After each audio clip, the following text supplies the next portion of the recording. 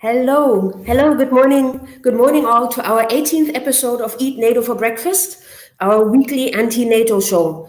18. Today our program has come of age. It could vote if it was a person. It could vote, for example, in the Norwegian parliament, which yesterday decided 85 to 14 to vote for 4 army bases on their territory, which by the way is unconstitutional, but talk about a knee-jerk reaction to the entire situation in Ukraine. All but Roth, the Roth party, did vote against, so shout out to our comrades. We could also have voted for a 100 billion euro package for the German Bundeswehr, which was also passed, I believe, yesterday with very little. 2/3 of the parliament voted for it, so I think that's a very scary moment. Anyways, that's just on the side. When you're 18, you get to vote. You get to vote people and parties into parliament or into government that will then take those type of decisions. We talked about many things in our program in the last 18 shows. We talked about the context of the war in Ukraine, the role of Europe and NATO at a geopolitical level. We talked about the ecological impact of war, a feminist approach to peace, the global NATO process, etc., etc.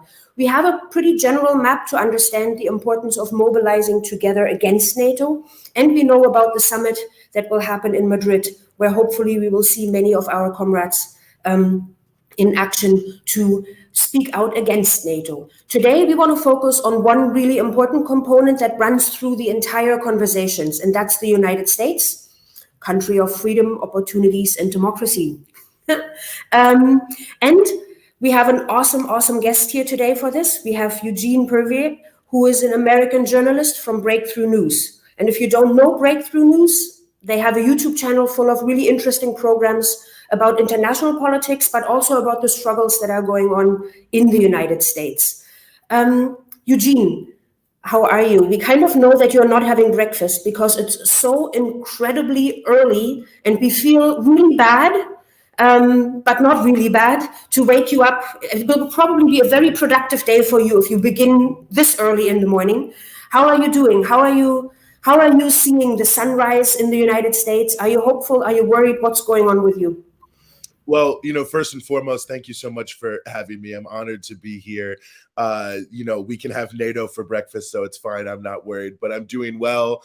And yeah, from our perspective, obviously in the United States, especially on issues of NATO, there's a huge amount of confusion, but I am hopeful. I mean, I think that whatever the elements of the 100 days or just over 100 days of the Ukraine war, I think is finally starting to perhaps create some cracks in the dam of people wondering, why are we giving all this money over there? What exactly is going on?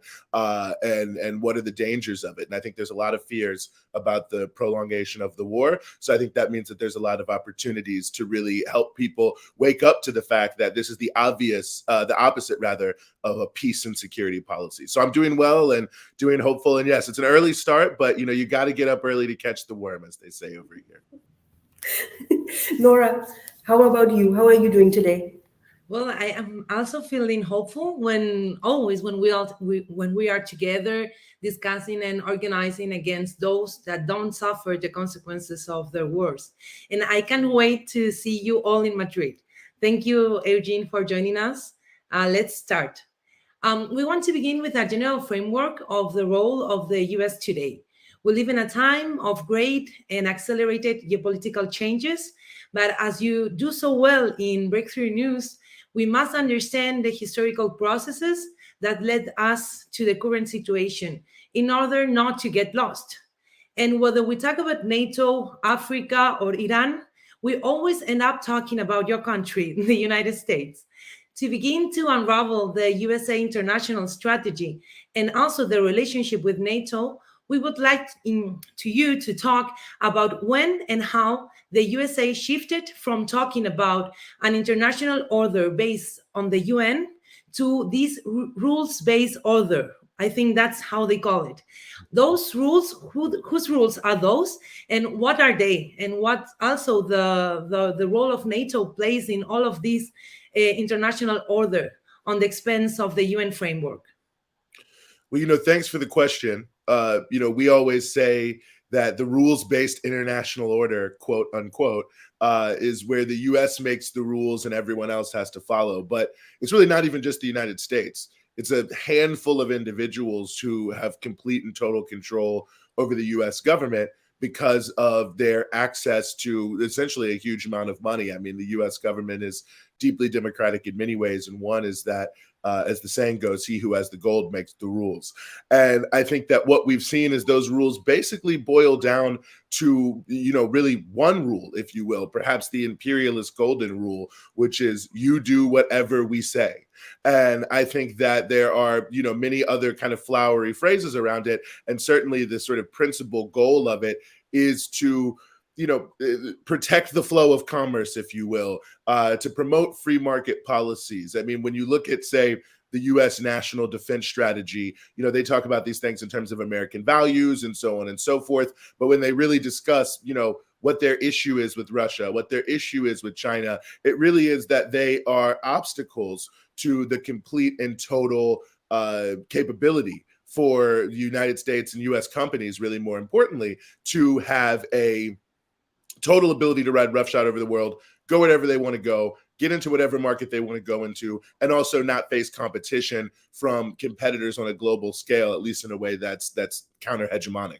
So, when did they shift to this? It's an interesting question because in a way you could argue historically they shifted to it, before they even started the United Nations. I mean, the original proposal of the UN in 1944 and 1945, before the UN conference in San Francisco, was for a much more sort of cooperative world plan. And long story short, before the conference even opens in San Francisco, the Truman administration abandons that and starts to plan for the Cold War and starts to push for a policy where the US, coming out of World War II, would be able to dominate the globe in place of the former European empires, and the Soviet Union, of course, was an obstacle to that. So they switched at that moment to a Cold War philosophy, but it was the same basic reality. But the phrase rules-based international order is really a post-Soviet phrase in terms of when it was taken up, and the process starting in 1991 of pushing NATO to the east and establishing this sort of, as it's become known,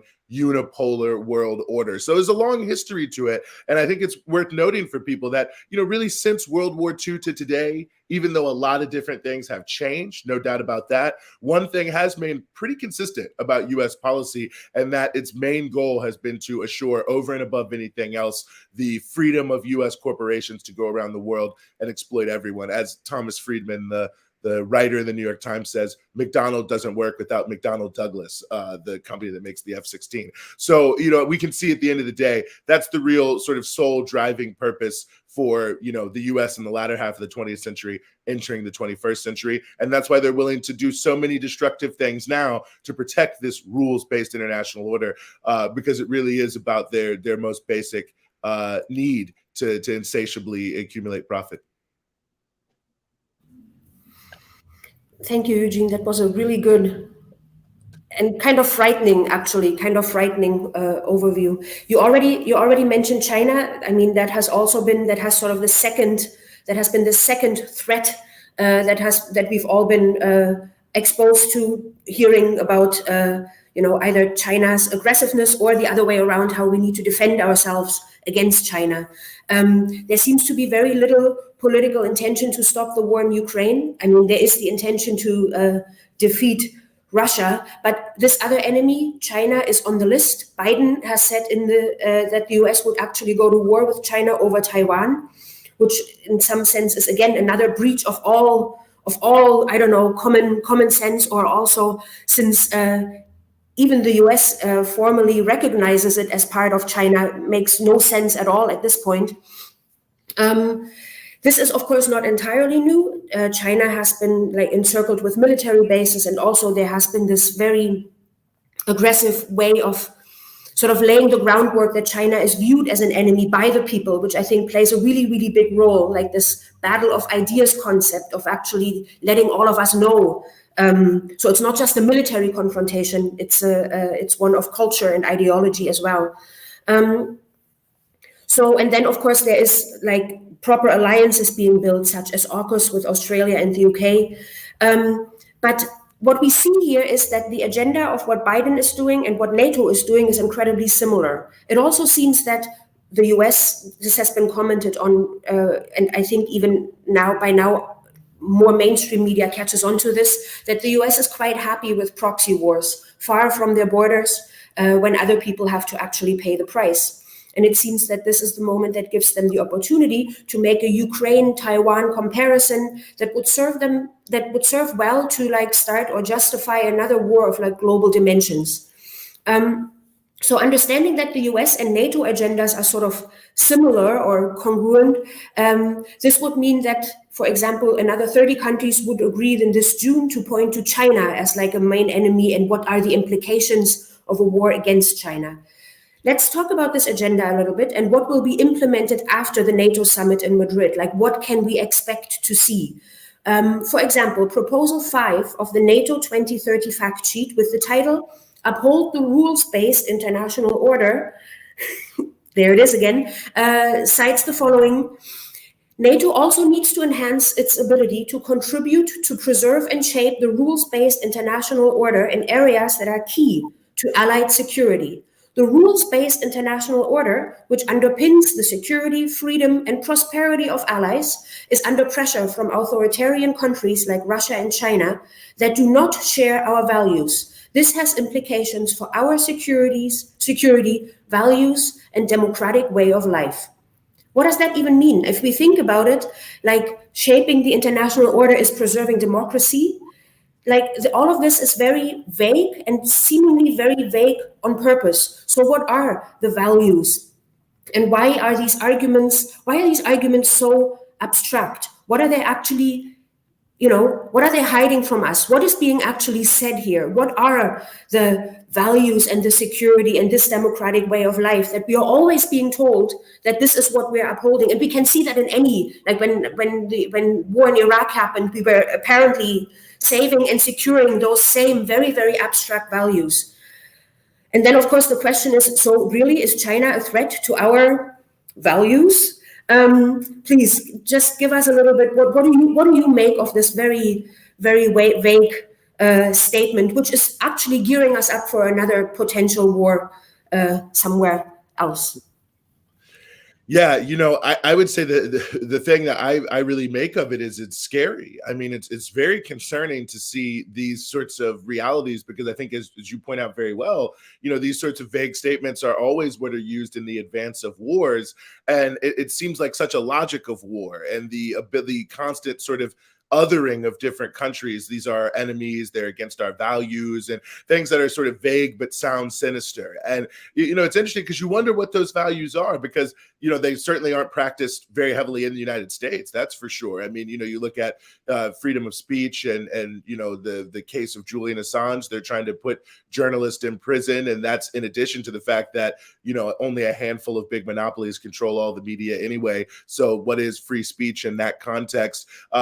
They say that it's democracy, but I mean, we're talking about a country like the United States where, you've got 20 or so odd states, nearly 30 states that are passing laws right now or already have passed laws to restrict people's right to vote. This is in 2022. And that's, again, in addition to the unbelievable racism, the mass incarceration, the poverty that continues to exist here. So it's like you have the right to vote, quote unquote, in America, although that's at risk, but you don't have the right to a home. So you have hundreds of thousands of people at any given time living on the street, but you have millions of empty homes. So it's sort of, it really just shows like these values really are not the values of average everyday folks, of working class people. They're the values of capital. And really that's what they mean. And that's why they want it to be vague and they want to hide it, because the only real reason they can say, well, we got to go after China. China's countering us. And when they try to lay this out, is this idea that China's rise, whatever that's really means, is somehow threatening to the United States. How that's threatening to the United States can really only make sense when you say, well, it's a threat to U.S. companies in a way, because it means that Chinese companies, because China wants to, be a prosperous country, might be some of the biggest companies in some industries, and they'll be trading with some countries, which means they might not listen to the United States as much, and we might not be able to control everything at every time, the US government in the way they do now. And all these things that I think most people in America wouldn't really care that much about, to be honest with you. And so ultimately you have to make it about quote unquote values. You have to create these sort of sinister images of people who are against the West. There's certainly a sort of racist yellow peril element to it when it comes to China, even Russia to some degree, where it's all the sort of our values is to some degree deeply rooted in these other, ridiculous phrases, Judeo-Christian culture, Western values, all these different sort of things that also imply a certain moral correctness of, the whiteness, really, in terms of the governments that have been constructed over the past 500 or so years in the Western countries. And, all that really comes together in what we're going to see with this NATO summit. I mean, I think NATO, really since the Obama administration, there've been a lot of questions of people saying, well, why do we even have NATO? What's the purpose of NATO? Why, this Cold War's over and so on and so forth. They tried to do something around terrorism, which was equally as ridiculous. And now it seems NATO is now becoming a forum for really US power projection around the world. And it's also becoming a chain, I think, to link the European nations to the American agenda for the world in the 21st century, and to really erode the sovereignty of Europe and to turn Europe into a military base for the United States against Russia, and for a store of weapons, money, material, and soldiers to carry out what is, I think, almost certainly going to have to be a very bloody set of conflicts around the world to maintain an imperialist order that I think many people are sick of, and not just radical people. I think, even people who are just want to chart their own path for their own country and do want to work with countries like China and Russia. So they have to be subdued. And that means ultimately they'll have to be subdued militarily if they want to pursue this course. And so strengthening NATO and expanding NATO into other parts of the world that are very far away from the North Atlantic, I think is all about tying those governments in a very real way through the interoperability of the militaries to U.S. foreign policy, and making it much more difficult for the people of those countries to propose changes because it becomes such an intertwined war-making reality. Thank you, Eugene. I think this is very important to understand this world order, and also like the connections with NATO. You mentioned something about the logics of war, and I think we have to talk about that, because I don't think those logics of war, maybe they are not so logic. Right now, I don't know, a lot of is been said about nuclear weapons. And I would like to bring up this sentence from 1955 of the so-called Russell-Einstein Manifesto. Those were scientists and pacifists that knew a lot of atomic power. They said, we have to learn to think in a new way. We have to learn to ask ourselves not what measures should be taken to ensure that the group we prefer obtains military victory, because such measures no longer exist, but what measures should be taken to prevent military conflagration, to outcome of which would be disastrous for either side. I think this phrase is overwhelmingly current, and it seems that we have not learned anything. We read articles advocating for using nuclear weapons like if the ultimate freedom is ending life on the planet. There are more and more voices talking about a nuclear war or a third world war. And we would like to talk about it in a realistic and calm way, because either one or the other or both would unchain extremely reckless and dangerous situation. And it's normal that people are quite afraid, or should be quite afraid. And therefore, in the face of this huge risk, leaders should focus on resolving conflicts through dialogue and diplomacy, instead of following the path of MAD, this mutual assured destruction, this military strategy doctrine of the 60s. Faced with this madness, we need rationality and political will to resolve conflicts. We see how we have gone from a special military intervention, as Putin calls it, to a war with global implications led by the US, as you were saying, like using it to strengthen NATO and also to remove all sovereignty to Europe. We know that we have nuclear warheads in Europe, more than 150 in 5 countries. And this situation, it's also combined with sanctions, massive arms shipments, censorship, economic crisis. But we also see no work, being done for peace. So, Eugene, to what extent do you think that this conflict can get out of hand? The people frame it as if there were two options: either that the situation in Ukraine will become chronic, like a war of a fixed positions on constant confrontation, like the Donbass, but in the whole country, or the conflict could be blow out of control if a nuclear power such as Russia continues to be cornered and pushed. So in the face of this, we also see that the international positions are not contained and are not careful at all by the leaders, that they are continue pushing for more confrontation and tension, even in the use of language. So what are we playing at? Why does the US not stop the war? I think this is critically important, and I think it feels almost amazing to say, but I think part of the reality is that one of the things that is built into U.S. military doctrine is that you have to be prepared for a nuclear war.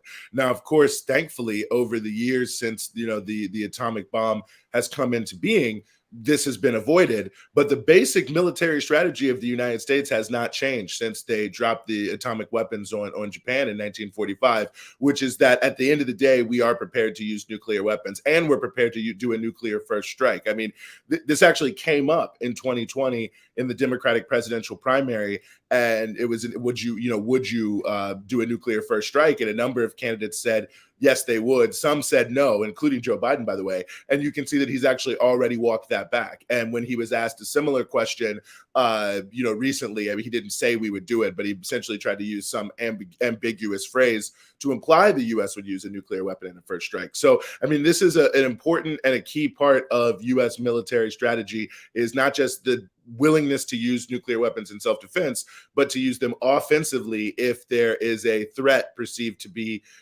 as great as potentially using nuclear weapons. So I think that in and of itself makes it a very dangerous conversation, because ultimately, when you're confronting other nuclear powers and your plan for military action includes using nuclear weapons, they themselves have become psychologically desensitized to that fact to a high degree. And I think what we're seeing now in the United States especially is an attempt to desensitize the population. I mean, certainly the Wall Street Journal, several senators, Mitt Romney from Utah and others, these former generals that are all over TV, like Wesley Clark, who, played a major role as one of the U.S. commanders in the war in Yugoslavia in the 90s. They're all out making these statements that are, well, listen, it's not that we want a nuclear war, but we have to be ready for it. We have to be willing to call Putin's bluff. We can't have nuclear blackmail and so on and so forth. And essentially just laying it out like, okay, well, this may be something we have to do. And I think one thing that's important for people to understand is it doesn't even really have to be deliberate. And that's why all of these saber rattling nuclear brinkmanships type policies are so dangerous. There's a concept in nuclear war. It's called the escalation ladder. And they always say about the escalation ladder, it's easier to go up than it is to go down. And the basic reality of the escalation ladder is this: if we're confronting each other and I want to get you to back down, I want to try to show that I can use more force than you. But since on the other side, you're thinking, well, I don't want to back down, and I certainly don't want to be perceived as backing down. So if one side uses a set of force, then I got to escalate my set of force. And so you keep sort of going up and getting closer to conflict, which means that smaller things that at a lower level, like for instance, let's just say, a Russian plane and a U.S. plane or any NATO country, comes close together, they almost hit each other, one shoots another one down or something like that. There's actually protocols already, by the way, for when those kind of things do happen. And so when there's not a massive nuclear brinkmanship, okay, maybe something is a mistake, who knows, you can fix it, get it together. But when you've been going for months and months and getting closer and closer and more warlike and saying Putin or Xi or whoever is the number one enemy, they're evil, they're trying to destroy us, they're destroying our way of life, our values, and then an American plane shoots down a Russian plane, or vice versa, really, let's just say that. A Russian plane shoots down an American plane, or whatever, whoever it may be, Germany, Poland, someone, then people might say, oh, well, this is an act of war. And since you've already gone right to the brink, an act of war means that it's likely to break out into a real conflict, which between nuclear powers ultimately will escalate into the logic of nuclear conflict, just because the logic of war is to win, right? At all cost. And so once you get to that stage, it's very difficult to walk back. So it's not even as if either side has to be saying, yeah, we're going to go start a nuclear war. They just have to be willing to rattle the saber and bring you to the edge of nuclear war to create a very, very dangerous situation where small things can become big things very quickly because the atmosphere that's surrounding the entire conversation. And I think that's very much where we are right now. You can certainly see it in the press in the United States, the attempt to prepare people for this point and this reality, and you can see it in the policies themselves. So it's you don't want to say, oh, we're possibly looking at World War III, because it sounds so alarmist. But I think whether by deliberate reality or just recklessness, we are headed in a direction that makes it more likely than not that that sort of conflict between nuclear powers could break out. You already mentioned it, that the press, the media is preparing the ground for this. We touched upon this throughout the conversation today, and also with just about everyone we've spoken to in the last 18 episodes. We, like almost everyone, commented on the difficulty of actually having reasonable debates, of how the mainstream media is telling us one story and one story only. And the way you just mentioned, there is sort of this warmongering desire, this saber rattling, and preparing the ground for even whatever happens inadvertently, but somehow there we are, and the general population will to some extent follow, even if, of course, we also have seen that there's lots of resistance to it. We had on a couple of weeks ago, we had on, and I want to promote one of their events, the Galway Alliance Against War, which are doing something together with the Free Assange Ireland, which is very telling because, again, Assange being imprisoned and being potentially extradited to the United States for exposing war crimes. Currently, the press being really I don't know the English word. In German, it's gleichgeschaltet, which basically just means that it is the same everywhere. Like there's a common thread or a common story that is very difficult to break through, and to have these dissenting voices, and also voices that actually expose the dangers of where we are headed, the way that you just did when you explained what the escalation ladder is. So the Galway Alliance Against Peace has an event today talking about Julian Assange, and about if wars can be started by lies, peace can be started by truth. So I invite you to join that. We will put the link in the chat. And of course, we want to ask you, Eugene, breakthrough news. I mean, you are a journalist. You are working with your colleagues, basically in the belly of the beast. You are doing awesome and amazing work. But we would like to know, or I think you should tell us, what are the kind of pressures and difficulties that you are facing, and what are the kind of key elements that we need to keep in our conversations, to keep people on board, to keep people with us, what is the kind of driving force behind the journalism that you and Breakthrough News are actually doing, and how do you reach people, and not, for example, stay in some echo chamber, or just be censored, or just be shut up in the current environment. So tell us a little bit about how all of that feels on the journalist side at this moment in the States, and probably elsewhere as well.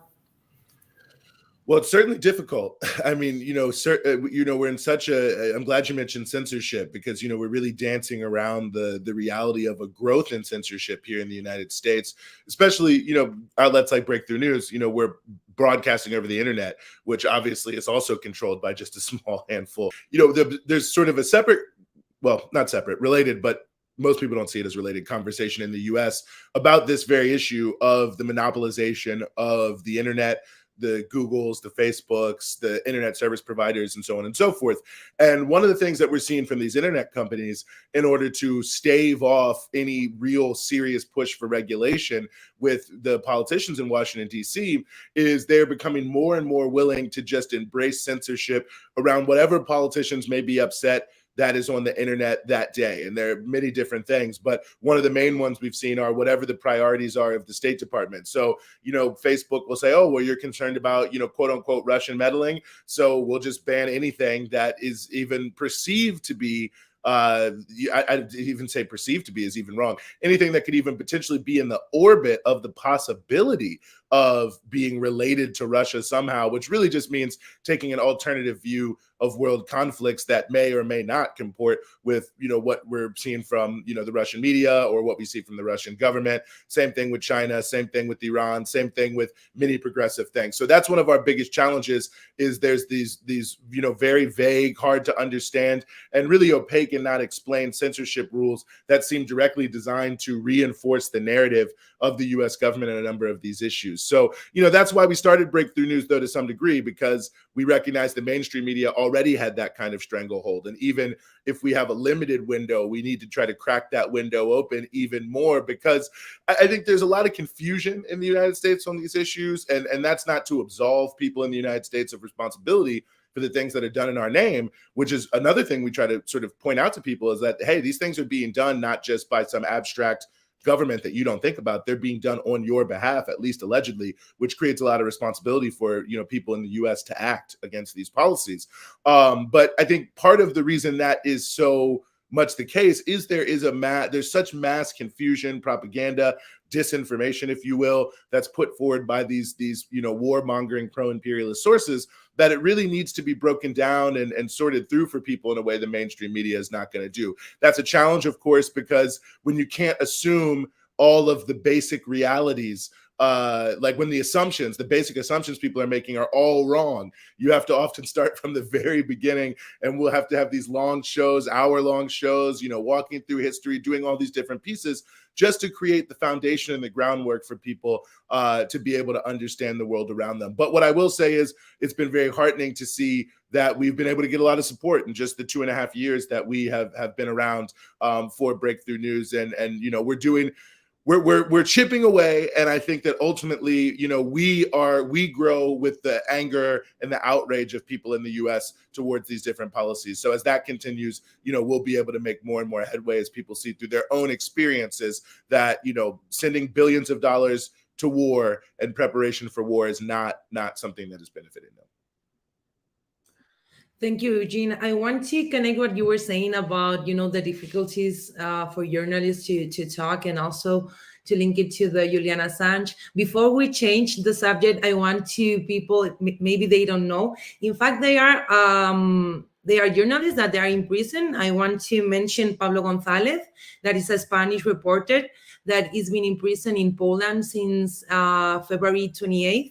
And now we know that he's in preventive custody for more than 3 months.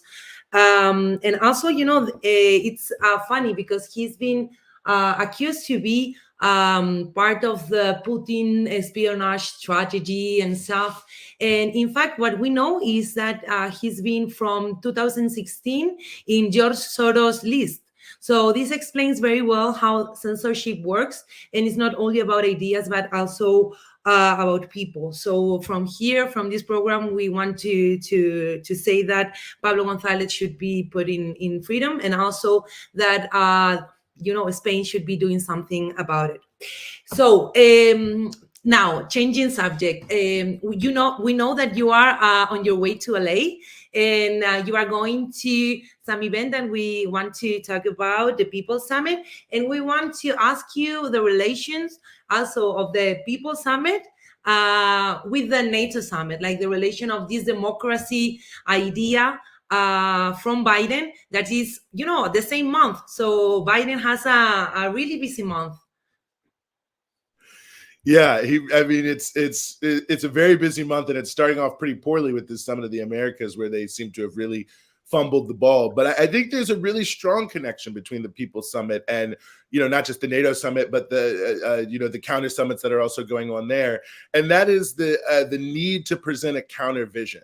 And so the whole purpose of Biden having this so-called Summit of the Americas, and why it's falling apart, is this desire to kind of reaffirm this Monroe Doctrine Latin America is the backyard of the United States, or as Biden said, it's also our front yard. So, I mean, that's really amazing that, the U.S. just totally controls everything about Latin America. But, I think they wanted to try to push back against what has obviously been happening in Latin America since 1998, which is more and more people taking control of their governments and building more powerful movements and saying, that our America, as it's often said, is something different than this vision of the United States of big corporations and monopolies dominating the whole region and, exploiting the people and the natural resources for the profit of just a tiny handful. And I think ultimately that's, what NATO exists for, quite frankly. I mean, that's why Colombia is, a NATO, whatever the NATO adjacent, whatever it may be, is it's sort of like anywhere NATO is a sign that there is no democracy and that the United States is trying to, as Blinken said, shape the environment to create the opposite perception that somehow there is. And I think that, these activities like the People's Summit and any opportunity really where peoples and movements from around regions and around the world have the opportunity to get together and say, there's a different way of doing things, I think is critically important, because we are going to see a real, I think, supercharging. And I think we've already seen that with NATO. I mean, the fact that Scandinavian countries are now joining, the fact that they've gotten Germany to remilitarize, which of course was a controversial issue for obvious reasons there. The fact that all opposition really from any government in Europe is being just sort of bulldozed over to pursue this is, I think that this is another point in that chain. You've got the so-called Summit of the Americas, which is designed to, reassert American power in Latin America. Then you're going to have a big NATO summit, which is designed to reassert American power and American visions, at least imperialist visions, for what sort of security or,